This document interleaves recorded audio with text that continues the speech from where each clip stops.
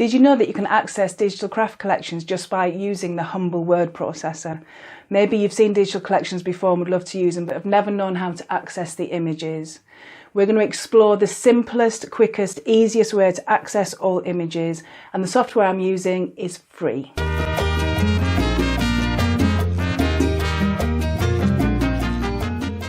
Hi, I'm Michelle Jackson-Mogford from MJM Design Studios. I design digital craft collections and I want to show you how easy it is to access all those images. You can use this for any of your digital craft downloads and CD-ROMs and even your own artwork. Anything that is a JPEG or a PNG, which basically anything that behaves like a photograph, you can use this method for. So I'm using a word processor. You might already have Microsoft Word or something similar, but the one I'm using is absolutely free. And it's called LibreOffice. And you can download LibreOffice at libreoffice.org, and I'll put the link in the description down below.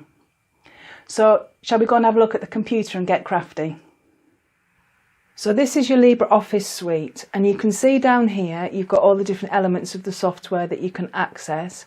The draw part of the software I actually use in one of my other Access All Images videos, but today we're just going to use the Write a Document, which is the word processor. So you click Write a Document and that takes you to your page. Now you can see there's quite a large margin set up on the page, and to get maximum print space we want to change those margins. So we go to the top toolbar and we click Format.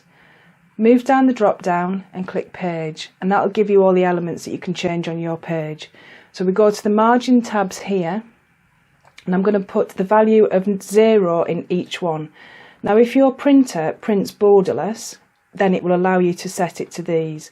If your print area can't be borderless, I'll show you what happens. When you click OK, a little warning box will come up, and it says, do you still want to apply these settings, because the margins are outside of the print range. And we just click No, and what it does is it sets these values to your print area. So whatever your printer is capable of printing, it will reset them to that number, and click OK. And now you can see that we're going to get almost a full A4 page without going borderless. The next thing I'm going to do is I'm going to zoom out so we can see a whole page. So you go down the bottom here and you click the minus tab until you can see your full page. And the reason I'm doing this is we're going to put in an A4 piece of paper. So very simply, to insert an image, we go and look for the Insert Image button, which looks like a little picture or a photograph or a gallery, and it'll say Insert Image when you hover over the top of it. When you click that, it's going to take you to the pictures and files on your computer, and these we're going to use this one, Little Birdhouse in Your Soul collection, and you'll get it as 3 downloads here, and I've just unzipped the downloads and then I've put the whole kit into one folder, which just makes it easier to find the elements. So moving down the collection, we'll pick up a plain piece of paper. So we'll click this one here and we'll click Open.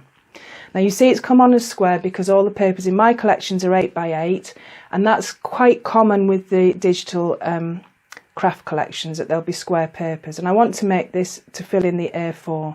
So I simply grab the little middle nodule here and I just drag it down with the button on my mouse, the left button on my mouse, click it, and now we've got a piece of A4 paper. And that works because there's no pattern on the paper. So if I just add a page here, let's see what we do when we add a patterned paper. So again, Insert Image and select a patterned paper and click Open. Now if we apply the same principle of just stretching down the page here, you're going to see that the pattern distorts, which is not what we want. So go to the Undo button, always search out the Undo button, it's your best friend, and we'll just undo what we just did. So what we're going to do is we're going to travel along this third toolbar like this, and we're going to pick up the crop tool, and it says crop image, or it'll say crop tool or something similar, and click that. This has now changed the nodules around the image, and we pick up this center one here with a little, and then it makes a little box with your cursor, and we're going to just squash this in to make it an A4 shape. But you see it hasn't distorted the image because all it's doing is kind of cutting the side of the paper. Click off to deactivate the crop tool and then click back on to select the item. And this time we're going to use the little nodule on the corner and we're going to drag it out diagonally to the bottom of the page. But you see we've got a big gap here, so we're not filling up our maximum print space here. So we simply go back to this crop tool on the top, so back to the crop tool here, go back to that centre nodule and we drag it back out the other way, like that. And then we've got a piece of A4 patterned paper. So it's simple as that, isn't it? So I'm going to add in a few pages straight away because we're going to build up a project. I'm going to show you some other things that you can do with the word processing document. Just makes life a little bit easier. And we'll go back up to this third page and let's build a random element sheet. So again, we go to the insert image and we'll bring on this cute little owl and we'll position him over here because you want to build yourself an element sheet, so you want to get as many elements on it as possible, and you can resize him. Now, to check the size of him, you can use the ruler guide that's here visible, or if you go down to this right hand side, when you've got an object selected, it opens up this toolbox and it allows you to do different things with the images. And if we go to the bottom of this toolbox, you'll see got the height and the width of the image here, so you can put in different values to make it the size that you want it for your specific project. So we'll make him 8 centimeters high. That's immediately adjusted the width because it's kept the keep ratio box is ticked. If you don't want it to keep the same ratio, then just untick this box. So let's add some more images to our element sheet. Let's bring on a flower. Open this up and then you can position it like this. And then I want 2 of these flowers because I want to layer them. So instead of going back to insert image, I've put a right click on with my mouse and I go copy, click off the image, right click again and paste. And then that's exactly the same size as that flower for layering up later. Let's insert another flower here. So let's go with this yellow flower and we'll put him in this gap here and we can make him a bit bigger. Now when this prints off, the boxes aren't visible. And also you'll see that you can actually overlay these boxes as well, and I'll show you that in a minute. And let's have this orange flower here. So you could print that off here and the boxes are not going to show, and then you can actually squish your things in even tighter onto your element sheet. So let's show you something else you can do with a word processing document. Let's pick up a branch for the owlie to sit on. So we'll make it bigger, like this. And I want to turn it that way and upside down. So while this is selected, if I go back to my toolbox on the right hand side, you're going to see these 2 buttons at the bottom, which is flip vertically and flip horizontally. These tools are also up on this toolbar here. It's up to you how you want to use it. So they're up there as well and they're down the bottom here. It's whatever you get used to doing. So we'll flip it that way. And then we're going to flip it upside down. Simple as that. So now you can change the orientation of your embellishments as well.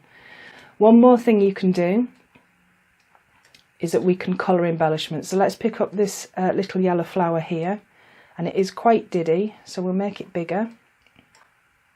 Let's make it bigger again. And you can right click and copy, click off and click paste. But you can do this as many times as you want once you've copied it. So if I show you, you can do 3, 4, you can fill up the whole page with the same image if you want to. While that's selected, we're going to go over to the right hand side toolbar again. And we're going to look at this section here, which allows us to change the red, green or blue elements in an image. We can change brightness, contrast, transparency, there's all sorts of things in there you can do. So if I increase the red, like this, you'll see it doesn't really change very much. It changes the blue in the centre of the flower to a purpley colour. But if I decrease it and it takes out the red hue, you'll see that the yellow flower turns quite green. We're going to make it more green by adding some green in, and then we're actually going to make him turquoise now by adding some blue. And you'll see that he's changed colour completely. So you can now recolour all your elements as well. So now let's take a look at making a simple topper. So I'm going to zoom in on the page a little bit so you get to see it, and we're going to insert image, and let's pick a paper for our topper here. So we'll have this pink music paper. I'm going to change the values in the sizing box here. I'll change it to 15, and because the ratio's on, it's done it all the way around. It's a square piece of paper. Okay. And this will fit a 7x7 card, or an 8x8 card, inches that is. So let's add some elements to the topper. So we'll pick up the birdhouse, and you can see that we can lay stuff up on top of each other as well in a Word document. So you can build these simple images up. Let's add a tree branch. So we'll go down to the bottom here and position the tree branch, and we're going to add another tree branch in, and I'm going to show you how you can arrange your elements front and back as well now. So let's bring this one here. We want this to go behind the birdhouse, so let's make it a little bit bigger. We're going to go down to the bottom of our toolbox again, and we're going to flip it, position it over here. Kind of want it about, I don't want it to overlap that leaf there. There we go. Position it about there, and then if we travel up to this toolbar here, you'll see that you've got these images, and we've got bring to front, bring forward one, back one, and send to back. If we send it to back, it'll go all the way behind the pink paper, but if we click the back one, it'll just keep going back in layers until it's just behind the house, which is exactly where we want it. So let's have a little birdie to sit on our branch like this. Have a little birdie. Let's bring him down, make him a bit smaller and sit him down by the entrance to his house. And then let's decorate the end of this branch with some flowers. Now you can't add more than one image in at a time, so you have to keep going back to your insert image, but I'm just going to go ahead before I arrange them and insert as many flowers as I want. So we'll have the yellow one. Now another thing that you've got to remember to do is to click off of your images before you insert the next one, because if you've got one selected when you insert an image, it will just replace that image. So there we go. So we've got the orange one there. That will do us. We'll just bring this down smaller, and we'll put that on the branch there. And let's have the yellow one on this end, and you see he's gone behind the orange one, which is how I want it, because he was on before the orange flower went on, if that makes sense. Let's bring the blue flower down to here, position him there, and the white daisy will go just off the page. Now I want him overlapping the yellow flower there, so again we just go up to our arrange section here, and we'll bring him all the way to the front because I want him overlapping everything. So that's our little simple topper arrangement, and I want to add a sentiment. So I'll go to my insert image box again, and I'll go backwards to my pictures and open up my have a word kit, which is sentiments. And we'll insert hello, and you bring this down to the bottom corner. I kind of want it roughly about there. Now I'm going to do it to make a hybrid sentiment, but you could do this so that you could cut the whole thing out as one piece. Black's a bit too harsh for this design, so I'm going to recolour by adding some green in. You can do it with the arrows on the green button here, or you can just simply add in a value. So let's go 50%, and you'll see that this has now turned green from black. And I want to do a little matte and layer behind it, so I'm going to use the basic shape tool. So if we go up here, insert basic shape, and do the drop down menu, and then we pick up the ellipse here. I'm just going to draw the ellipse by holding the left button down on my mouse key and just dragging it out, and then you can make it skinnier or fatter or however you want to make it. And then that's going to go behind the sentiment. I can recolour it here by just doing this drop down and selecting a different colour, or you can recolour in the toolbox here. And while I'm in the toolbox here, I'm going to change the line colour to lime green, and we're going to send this one behind the sentiment. So we'll just go back one, and he's now behind the sentiment. I want to do a matte and layer here, So I'm going to right click and copy, click off and right click and paste. So you see I've got a matten layer and it'd be exactly the right shape. Let's make it slightly smaller and put it there.